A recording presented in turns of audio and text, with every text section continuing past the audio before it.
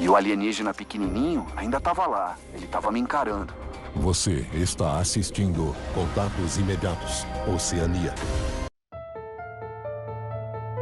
Discos voadores e invasões alienígenas já foram matéria de ficção científica. Não são mais.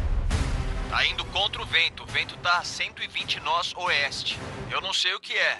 Eu não tenho uma explicação para dizer o que é esse objeto. Mas na Oceania, os avistamentos de OVNIs não são eventos isolados. Acontecem quase diariamente. Eu não faço ideia do que é aquilo. Austrália e Nova Zelândia, países isolados em meio ao oceano todo azul, são locais tentadores para um primeiro contato. Já vi coisas estranhas na minha vida, mas isso é o mais bizarro. Chamam de disco voador, chamam de OVNI, chamam de UAP. Uma coisa é certa, não era um avião. Usando relatos de testemunhas oculares. Parecia um disco voador. E comentários de especialistas. Era uma prova física. Agora, pela primeira vez, os encontros de OVNIs do hemisfério sul são investigados. É um OVNI mesmo, olha. Está acontecendo alguma coisa que pode mudar o que sabemos sobre nosso universo?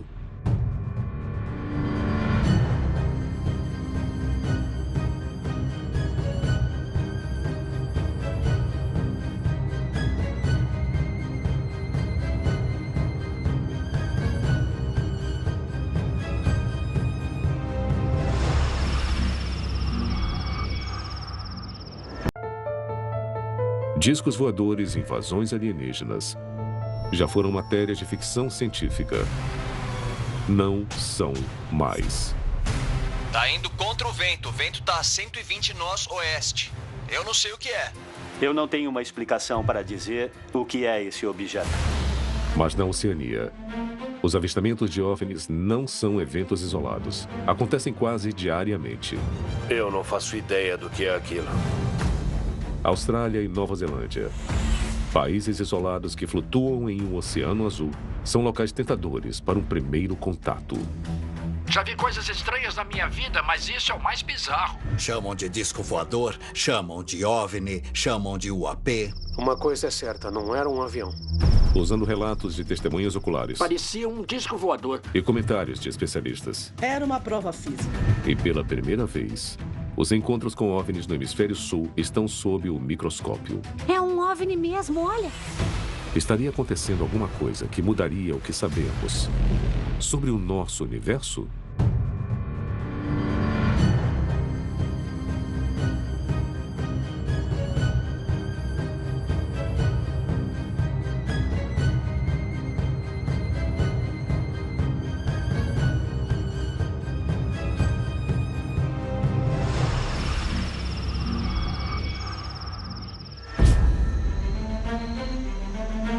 Neste episódio, a nossa investigação se concentra da costa nordeste da Austrália até Queensland, onde as chuvas de verão enchem os rios e riachos que desagam na preciosa Grande Barreira de Corais. Existiria uma conexão entre OVNIs e a água? Os especialistas estão ponderando essa mesma questão, porque no norte tropical da Austrália, relatos de fenômenos inexplicáveis preenchem volumes de investigação. Nosso primeiro encontro com OVNIs nos leva ao Vale Locker, no sudeste de Queensland, principal região agrícola. O prato de comida da Austrália. É um lugar difícil, repleto de personagens fortes. Os tolos não são tolerados no calor tropical.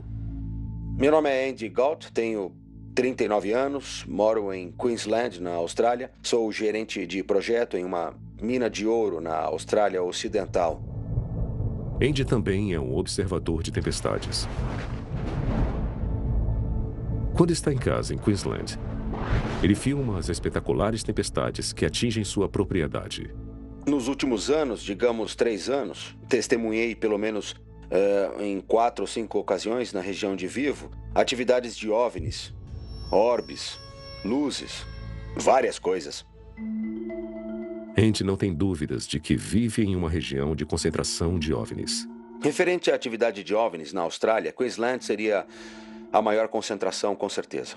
Especialmente na área onde eu moro, em Locker Valley. Tenho tido muitos relatos e Quando a gente olha para as mídias sociais, sites australianos de OVNIs, sites de Queensland, eles eclipsam todos os outros na Austrália. Todas as outras áreas ou estados da Austrália em atividade de OVNIs, com certeza. E foi numa tarde quente e chuvosa que Andy capturou mais do que esperava. Dia 9 de outubro de 2018, eu estava no galpão com meu companheiro. Havia uma tempestade começando a cair sobre o riacho. Eu estava filmando com meu celular em câmera lenta. O que eu faço até hoje para gravar a atividade dos relâmpagos. Então, quando eu comecei a gravar, o raio ainda não estava na nossa propriedade, mas dava para ver ele no horizonte. Ele estava chegando lá. Bom, eu estava gravando o vídeo e deu um flash, que não dá para descrever quanto grande e brilhante foi o flash naquele momento. Foi tão claro que meu parceiro que estava dentro do galpão, virado para o outro lado, ele virou na hora e disse: "O que foi isso?" Como se fosse enorme. Foi um baita flash e eu disse que eu não sabia o que era. E do nada, no final do flash, logo depois, meio segundo depois, ouvimos um baita de um estrondo. Não foi um trovão, foi muito difícil descrever o barulho. Mesmo assim, eu voltei à filmagem, e aí eu vi alguma coisa voando na margem do riacho, fez meia volta e voou outra vez sobre nós. Eu já devo ter gravado uns 15 ou 20 vídeos para capturar raios no espaço de 1 ou 2 horas. Igual aquele, eu nunca vi nada parecido no meu celular. Dava para ver no canto superior esquerdo uma coisa voando e voltando à margem do riacho, onde parece ter muita atividade na nossa propriedade. Luzes estranhas, luzes verdes subindo e descendo. Lembrando que a gente mora em 4.000 metros quadrados e não tem muito vizinho com a gente, não tem muita luz. Então, não tem nada.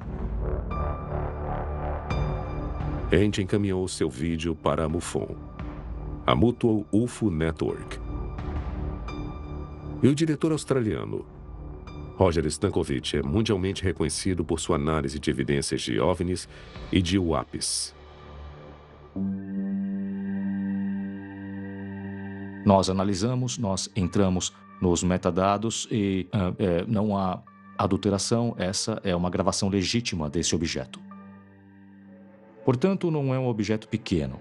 Não é extremamente grande, mas certamente teria pelo menos alguns metros de diâmetro.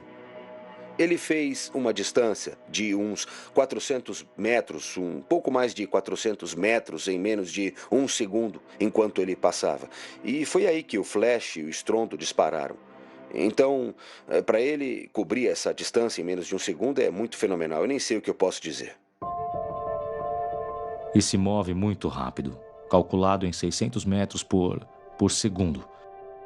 Mas só de ver o vídeo em câmera lenta, dá para ver que ele está se movendo muito rápido para uma aeronave convencional. Parece ser controlado de forma inteligente. Então, eu acho que não é algo prosaico, como se tivesse um padrão de voo muito incomum. Não conseguimos descobrir o que era isso. Não é um drone, nada feito pelo homem. É um vídeo muito incomum. Classificamos isso como não identificado. Mas este não foi o único objeto não identificado que Andy capturou em vídeo em sua propriedade e perto da água. Acho que nos 6 meses que antecederam aquele vídeo, muitas coisas aconteceram em volta de nossa casa, perto da margem do riacho. Eu não fiquei surpreso e desde aquele vídeo eu fiquei esperando mais uma vez no paddock, filmando uma tempestade. E eu senti um frio e arrepio, muito frio, e tudo passou pelo meu corpo. E eu disse pro meu parceiro: dá pra me ouvir no vídeo falando: "Ah, meu Deus, o que foi isso?" E quando a gente foi ver a filmagem, tinha uma bola verde de energia que passava pelas minhas costas e saía na minha frente. Ah, meu Deus! Com certeza ele sentiu aquela presença. Teve um efeito fisiológico nele, o que não é comum. Aquilo de jeito nenhum é reflexo de lente, é um objeto esférico. E também não é um inseto. Parece uma coisa bem incomum, eu nunca vi nada parecido.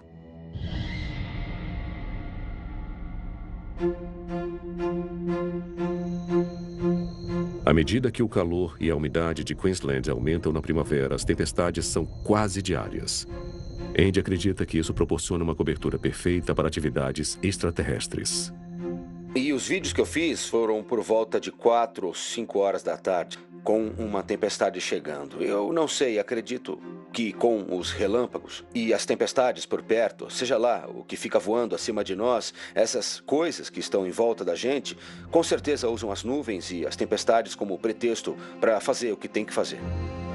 Mas os estranhos acontecimentos em torno da propriedade de Andrew giram em torno de uma margem específica de um riacho. Em muitos encontros com OVNIs, a água está envolvida.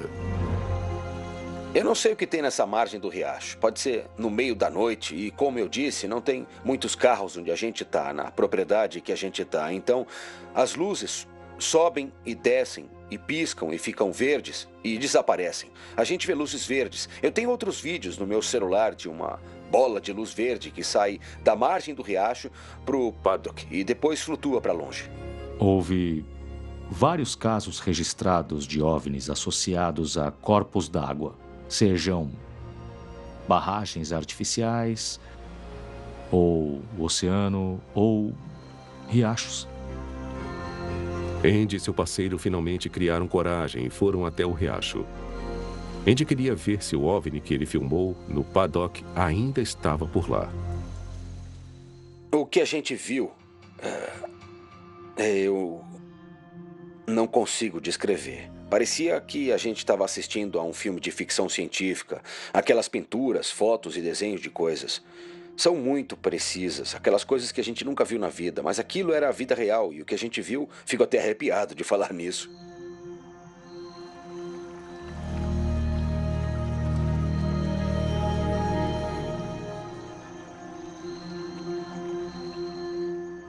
Era redondo. Parecia muito avançado tecnicamente. E em cada um dos 3 ou 4, que eu acho que eram 4, tinham 2 ocupantes. Não eram humanos, não tinham cor a pele deles. Parecia mais a nossa energia ou energia verde, mas com certeza na forma humana. A gente nem sabia o que dizer. Estava muito claro o que a gente estava vendo. Eu não consigo nem explicar. Com certeza eram discos voadores redondos e estereotipados com os que todo mundo já descreveu em outros avistamentos. Muito detalhado e de aparência muito técnica. Com certeza, não há nada igual ao que eu vi em nenhum avião ou drone mais recente que tenha lançado. Seria o mesmo OVNI que ele filmou passando em alta velocidade sobre o paddock? Ele acredita que sim. Gente, eu tenho certeza do que eu vi e filmei. E foi a mesma coisa que eu vi na margem do riacho. A gente ficou muito assustado com aquilo, a ponto de fazer 4 anos que eu não vou mais na margem do riacho para filmar nada mais. É uma trivialidade universal que os avistamentos de OVNIs sejam tradicionalmente tratados com deboche e desdém. Isso dificulta a elaboração de relatórios e a coleta de provas. Andy é grato a pessoas como Roger Stankovic, que podem ajudá-lo a entender o que viu. O Roger tem me ajudado muito. Foi um grande passo entrar em contato com o Roger. E eu pensava, será que eu vou parecer estúpido? Ou como é que será que vai ser, hein? Mas eu vou dizer uma coisa, se não fosse pelo Roger, eu não estaria aqui fazendo essa entrevista. O que eu vi naquele dia mudou a gente para sempre, sabe? A minha perspectiva de vida e a do meu parceiro também. A gente pensava que sabia o que estava fazendo da vida e que tipo de direção a gente também estava tomando. E aquilo suplantou qualquer coisa que a gente pensava que fosse. Tipo, sei lá, mudou a gente para sempre.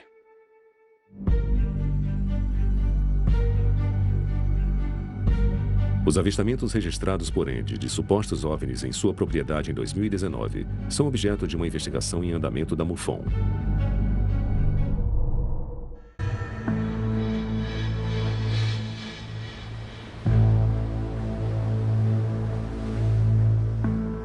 Bundaberg, Queensland. Porta de entrada para a Grande Barreira de Corais. Clima quente e tropical. Belas praias e cursos de água. O rum local fez a cidade famosa. Mas existe um fato preocupante. Bundaberg também é um dos locais de concentração de OVNIs da Austrália. E a moradora que sabe de tudo o que acontece nesta cidade é a jornalista de Bundaberg, Angeline Lauter. Desde que estou nesse trabalho atual, muitas pessoas se apresentaram nos contando sobre experiências com OVNIs. De pessoas que viram OVNIs debaixo d'água, até pessoas que viram OVNIs surgindo da água e sobre propriedades. Parece ser um lugar que atrai esse tipo de avistamento. Embora Angeline tenha relatado várias histórias de encontros, ela também teve sua própria experiência com OVNIs. Na época, eu morava em Turkey, em Hervey Bay, que fica a 1h20 ao sul de Bundaberg. Era 26 de fevereiro de 2019. Eu e meu companheiro, na época, fomos deitar lá pelas 21h30 daquela noite. A noite estava quase toda clara. Eu acho que tinha algumas nuvens, mas deu para ver a lua e algumas estrelas, embora estivesse um pouco nublado naquele dia. Eu estava deitada na cama, de frente para a varanda. Devia ser umas 21h52 quando comecei a observar uma luz vermelha brilhante se movendo no céu. Ela disparava de um lado para o outro, para cima e para baixo, desaparecia e acabava voltando outra vez. Angeline pegou sua câmera e foi até a varanda para ter uma visão melhor. Enquanto eu filmava a nave vermelha e aumentava o zoom, eu notei alguma coisa embaixo dela, quase como uma névoa entre o que eu acredito ser a nave e a baía. Parecia que estava sugando água.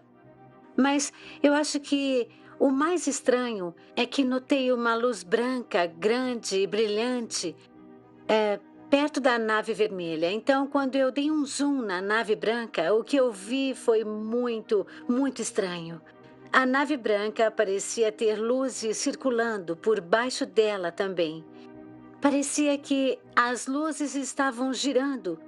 De repente, a luz vermelha desapareceu. Aí, uma luz branca fraca apareceu ao lado da nave branca grande. Eram luzes giratórias. Eu nunca vi nada parecido. Agora Angeline sabe o que é ver algo que você não consegue explicar. E ela tem um profundo respeito por aqueles que compartilham suas histórias. Eu acho muito importante que as pessoas apresentem esse tipo de informação.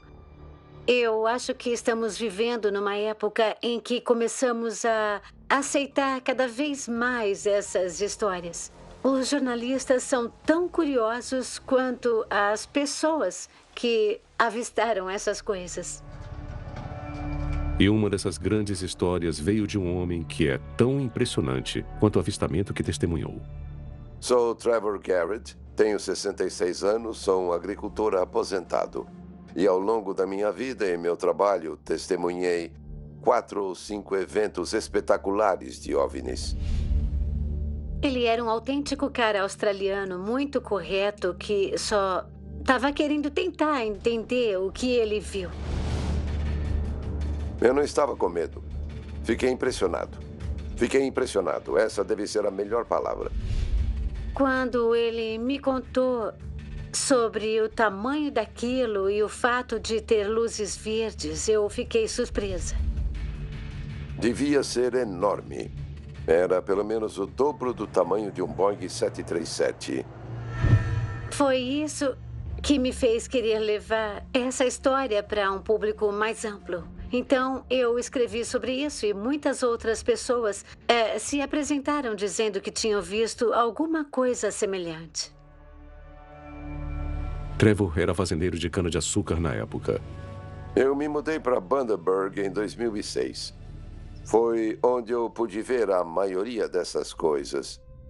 Tive a experiência de ver as coisas mais incríveis, espetaculares, interessantes ou qualquer outra palavra que você queira usar. O encontro mais notável de Trevor aconteceu numa noite misteriosa. Houve um aviso e veio da vida selvagem local. Tinha umas raposas voadoras nas palmeiras e elas estavam brigando, discutindo como sempre. Todo mundo sabe como são as raposas voadoras. Elas brigam a noite inteira. Elas ficaram quietas, aí saí, estava olhando em volta e tudo ficou um silêncio mortal. Fiquei olhando em volta para ver o que estava acontecendo e notei um brilho esverdeado no céu. E pensei, o que é isso? Devem ser refletores de luzes em Bundaberg. Eu não conseguia descobrir de onde vinha aquele brilho esverdeado. E fora do brilho esverdeado, aquele objeto de formato triangular saiu das nuvens. Estava nublado naquele dia. E não era um triângulo equilátero, tinha lados iguais, mas o de trás era menor. E saindo das nuvens, havia luzes vermelhas e azuis muito intensas, e ela mesma se iluminava. E simplesmente flutuou. Bom, não flutuou, mas se moveu silenciosamente pelo céu. E acabou indo na direção noroeste. Tinha um brilho um pouco mais esverdeado nas nuvens e simplesmente desapareceu. Eu não tenho ideia do que foi aquilo. Bom, para mim, isso não era da Terra. Eu não sei o que era. Assisti por pelo menos 30 segundos, talvez um minuto. Fiquei aterrorizado. As pessoas falaram, por que não pegou o celular? Mas o celular estava longe. Foi a última coisa em que pensei. A gente fica focado naquilo, quase hipnotizado, imagino. Minha esposa é muito conservadora em suas crenças e isso a assustou. Acho que o que eles estão fazendo aqui é para propósitos próprios. Se esses propósitos são bons ou ruins para a gente, eu não sei. Não tenho medo quando vejo, não tenho medo deles, mas como eu digo, na minha idade, nada mais me assusta muito. Enquanto muitos especulam que a Grande Barreira de Corais atrai OVNIs para Queensland, Trevor acha que as naves são atraídas para outra extensão da água, o rio Burnett. Se eu tivesse que dar um palpite, diria que o rio Burnett pode ser o que mais os atrai aqui, mas eu estaria adivinhando. O majestoso rio Burnett é o principal estuário que alimenta a cidade.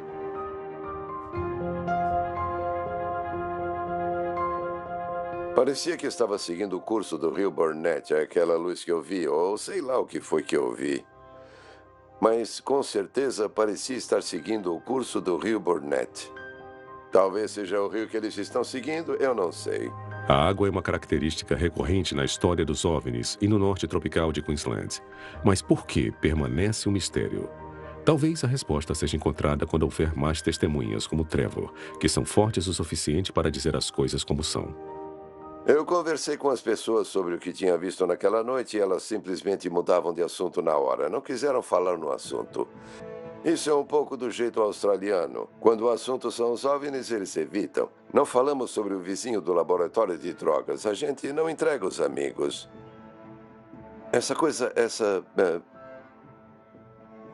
Eu não sei bem como colocar isso, mas sim, faz parte da cultura australiana.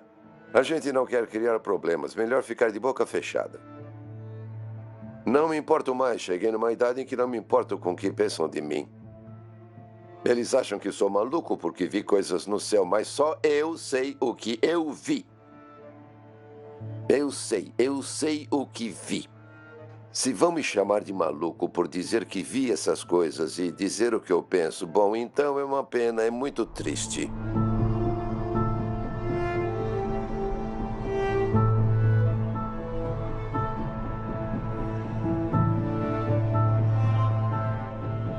Desde o avistamento de Trevor, outras testemunhas apresentaram declarações semelhantes de contato com OVNIs na região.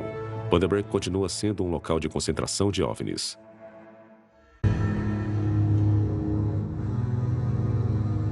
Dos muitos mistérios descobertos pela pesquisa de OVNIs, geralmente há uma explicação racional para desmascarar quaisquer teorias ultrajantes.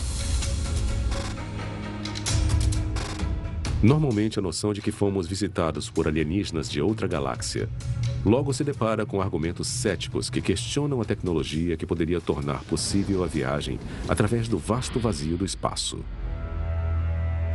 Mas um astrofísico de Harvard diz que manter a mente aberta a todas as possibilidades e a chave para eventualmente compreender o universo em que vivemos. Avi Loeb foi ridicularizado por seus colegas por suas opiniões sobre contatos imediatos. Mas a localização de um meteoro que caiu no mar ao norte da Austrália pode mudar tudo. Em 8 de janeiro de 2014, um sistema de alerta de mísseis do governo dos Estados Unidos detectou o meteoro a cerca de 160 quilômetros da costa de Papua Nova Guiné.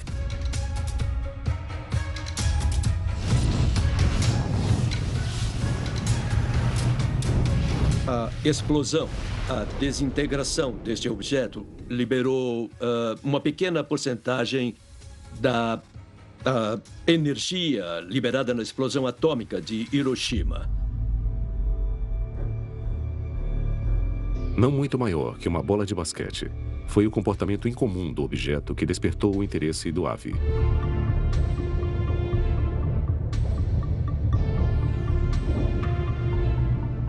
Primeiro, porque ele estava se movendo mais rápido do que um meteoro médio. Esse fato e outros que o levaram a acreditar que poderia ser um OVNI de outro sistema solar.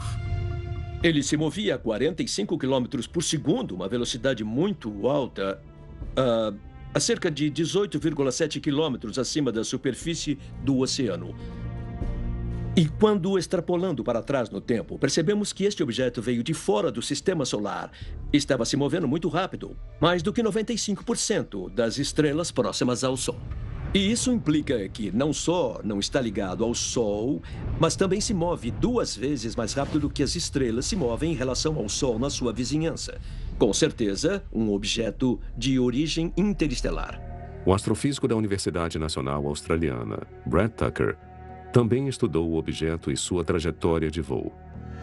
Ele concorda. Suas características incomuns podem sugerir que o objeto é uma tecnologia alienígena avançada. A velocidade era drasticamente diferente de outros meteoros que nós conhecemos vindos do nosso próprio sistema solar. Mas também vinha em um ângulo diferente. Como o nosso sistema solar tem a forma de um disco, a maioria dos meteoros que obtemos vem de regiões muito distintas do espaço e vem de velocidades muito distintas. Para uma viagem interestelar, é preciso ter energia suficiente para escapar da atração gravitacional daquela estrela. Portanto, para escapar de outro sistema estelar, é preciso uma enorme quantidade de energia e, portanto, de uma enorme velocidade, o que imediatamente o torna interessante. Foi uma coisa que foi expulsa do sistema solar? Possivelmente. Foi uma coisa construída propositadamente para deixar o sistema solar? Possivelmente. Mas até onde a gente pelo menos calcule de onde veio e onde pousou, nenhuma dessas questões podem de fato ir além dessas suposições. Qualquer coisa que tenha velocidade suficiente para escapar de um sistema estelar será poderosa. E se for um cometa, isso é emocionante. Se for um satélite de outro sistema estelar, isso também é interessante. Poderia ter outra civilização alienígena feito isso? Não de propósito, mas eles seriam como nós, queriam observar os limites do seu sistema solar. E as suas sondas continuaram a avançar. E, estatisticamente, pode acontecer que tenha acabado por entrar no nosso sistema solar. Então, como provar as credenciais interestelares deste objeto? Simples. Avi planeja viajar até o fundo do oceano para recuperá-lo. A expedição perto de Papua Nova Guiné exploraria o Oceano Pacífico. Avi está confiante de que eles podem recuperar este objeto alienígena. E ele recebeu financiamento para a missão. Será a primeira vez, com um investimento de apenas alguns milhões de dólares, que poderemos colocar as mãos em um material que veio de fora do sistema solar, em um grande objeto. Isso nunca foi feito pela humanidade, por isso é muito emocionante descobrir se esse objeto era de origem natural ou artificial.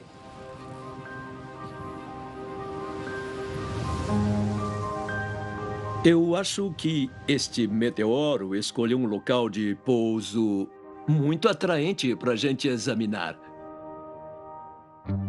É uma proposta ousada. Mas como o governo reconhece, os OVNIs são potencialmente reais. A ciência também está se aproximando e a expedição de Avi Loeb pode ser uma virada de jogo na busca por vida extraterrestre.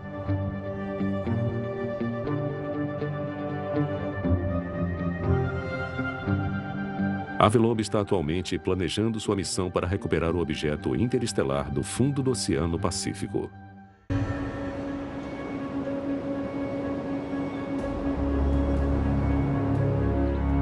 Keylan, uma típica cidadezinha da vasta costeira norte-australiana. O que não é típico é sua explosão entre os locais de concentração de OVNIs. Essa é uma área costeira plana, perfeita para cana-de-açúcar. Mas nada que os trabalhadores australianos que vivem aqui dizem ser açucarado. Essas pessoas não são tolas, falam direto. A testemunha principal e local, Jerry Van Dyel, está no centro da nossa próxima investigação.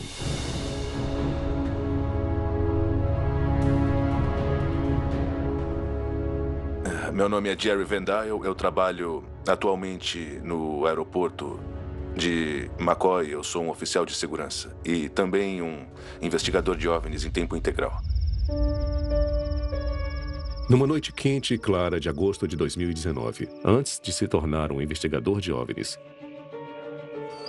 Jerry estava em casa. Já era tarde. Ele estava indo dormir quando foi distraído por seu cachorro Chili. Eu estava apagando as luzes e trancando a casa quando olhei para fora no quintal e vi o Chili, meu cachorro. Ele estava no quintal e ele gemia e gemia. E eu falei, o que está acontecendo? Chamei ele e ele não veio. Eu achei bem estranho e saí para dar uma olhada. Ele olhou para cima e isso chamou a minha atenção. Eu olhei para cima e lá estava. A princípio parecia ser só uma estrela, mas eu pensei, o que é isso? Aí pensei que talvez fosse um avião ou um helicóptero que estivesse vindo em nossa direção. Mas o estranho é que não dava para ouvir nenhum barulho, nada. Nenhum barulho de motor, nenhum som mecânico. Tipo, quando a gente ouve um helicóptero, ouve as batidas dos rotores. Quando ouve o barulho de um avião sobre a sua cabeça, um motor a jato ou qualquer coisa, mas não tinha nada. Jerry pegou o celular e começou a filmar. Mas o problema é que a câmera do meu celular é tão pequena que só aparecia uma luz vermelha, só emitia uma luz vermelha. O que eu vi com os meus próprios olhos foi um objeto que estava vindo em nossa direção. Estava crescendo e crescendo, estava ficando cada vez maior. Acredito que tinha uns 3 metros de circunferência. Era grande, deu para notar quando vinha em minha direção. O estranho era que não tinha som, não tinha nada, nada no vídeo. Dá para ouvir os carros na rodovia, dá para ouvir um carro que passou na minha rua. Como eu disse, tinha carros na rodovia e tinha um trem na ferrovia. Então era óbvio, meu celular estava com o áudio ligado, mas nada emitindo daquela luz. Então, eu pensei, eu vou ficar aqui mesmo assistindo isso e vou tentar manter na visão da câmera. O cachorro de Jerry, Chili, estava indiferente. Eu falei, o que foi, garoto? Eu pensei, vai ver que uma cobra picou ele, sei lá, porque tem cobras aqui onde a gente mora. Mas não tinha nada lá. O investigador de OVNIs Roger Stankovic sabe por suas pesquisas que animais de estimação e todos os animais têm uma percepção aguda da atividade de OVNIs. Houve casos registrados em que os animais eram sensíveis à presença de OVNIs. Houve casos registrados em que os animais ficaram em silêncio. Eu entrevistei testemunhas onde, durante um evento de OVNI, tudo ficou em silêncio, até grilos, sapos, tudo ficou em silêncio.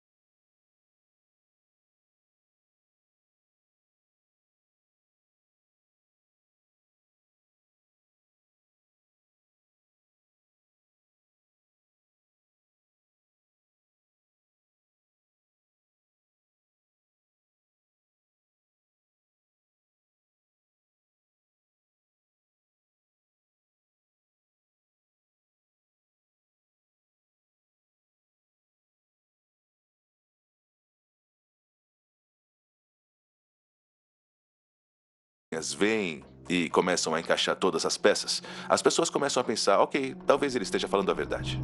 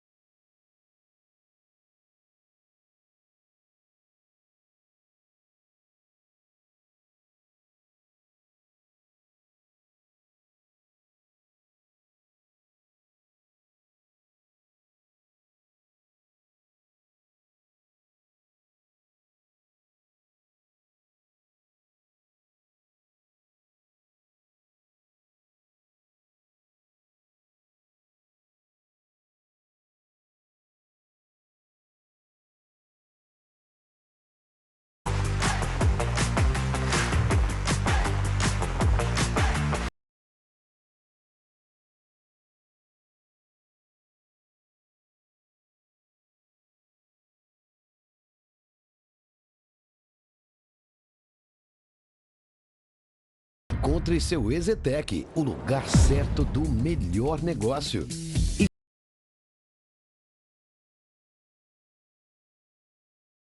Alto padrão de acabamento e os melhores preços por tempo limitado. A garantia da empresa mais sólida do mercado. Encontre seu EZTEC, o lugar certo do melhor negócio.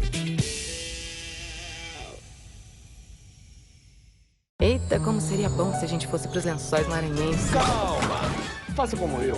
Vai na boa. Vai de caiaque. Caiaque tem tudo em um só lugar. Vai na boa. Vai de caiaque. Conheça o Auto Shopping Raposo, com super valorização do seu usado. Eu preciso de dinheiro, Botini. Eles compram o seu carro com a melhor avaliação. São centenas de ofertas de seminovos para você sair de carro novo. Muitas lojas de carros e motos com as melhores taxas de financiamento e também condições imbatíveis. Raposo Auto Shopping, com super valorização do seu usado. Compre, compre, compre.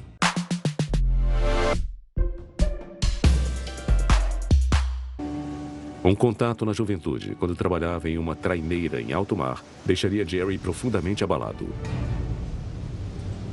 Quando eu tinha 17 anos, eu trabalhava em um barco de pesca profissional perto de McCoy.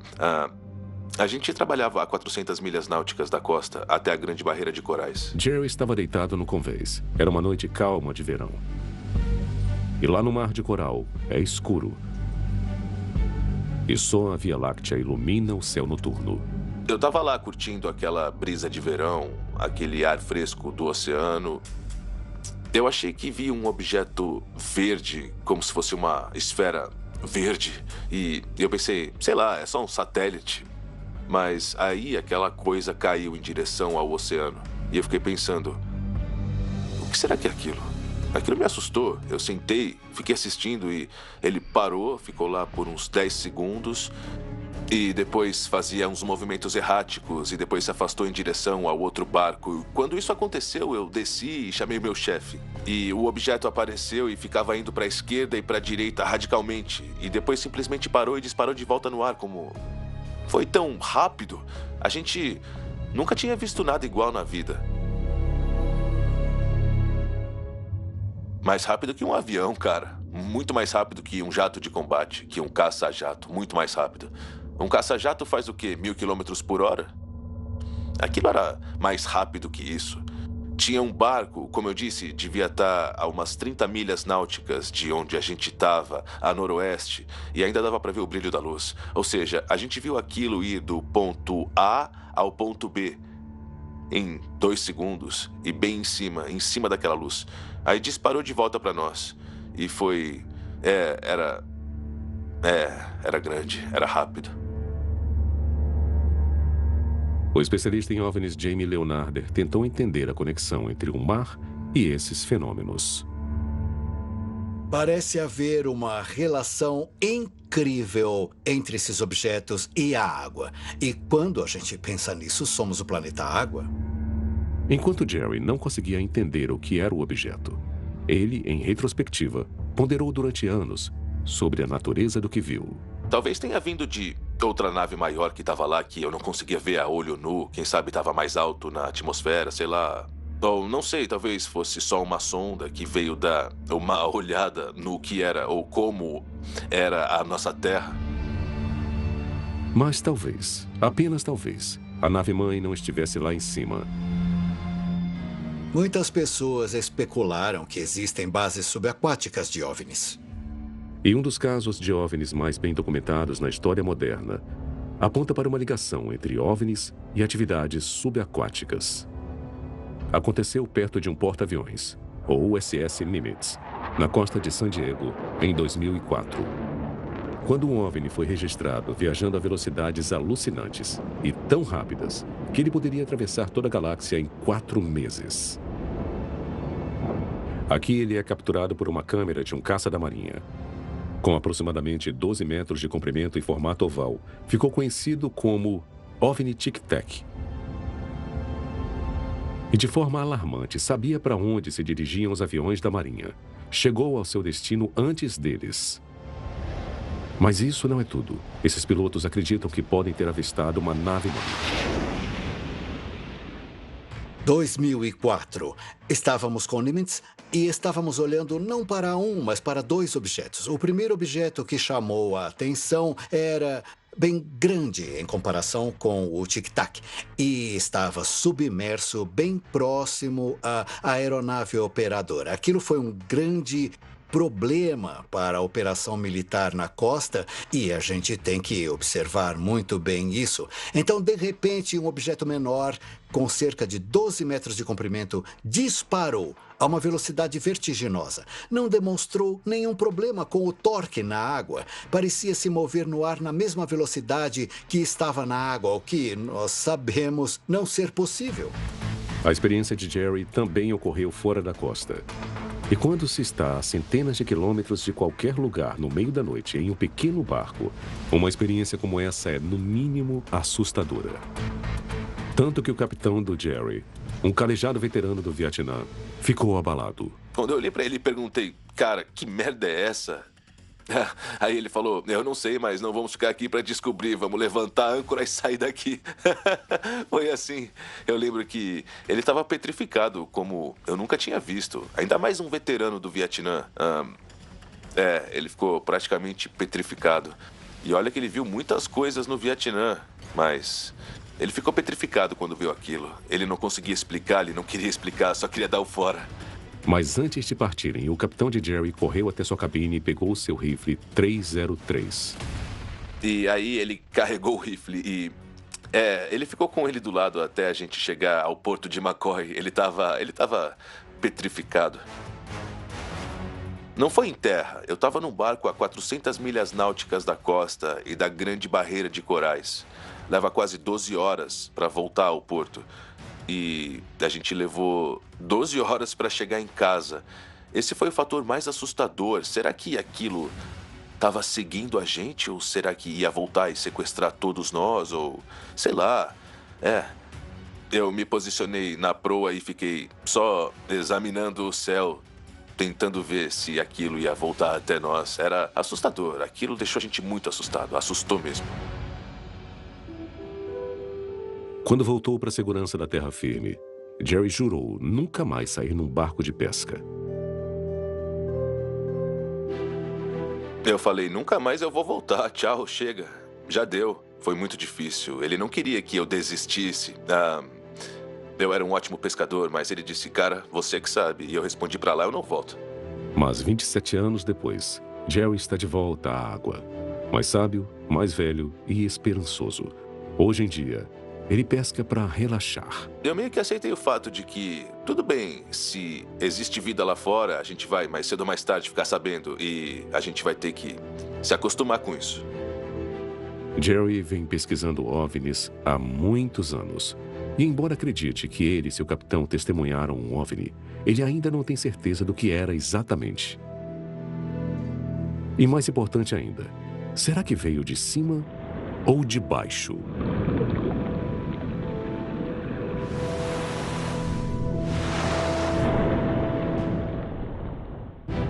Roger Stankovic analisou o contato de 2019 de Jerry Van Dyne. Ele concluiu que o objeto que Jerry filmou era não identificado.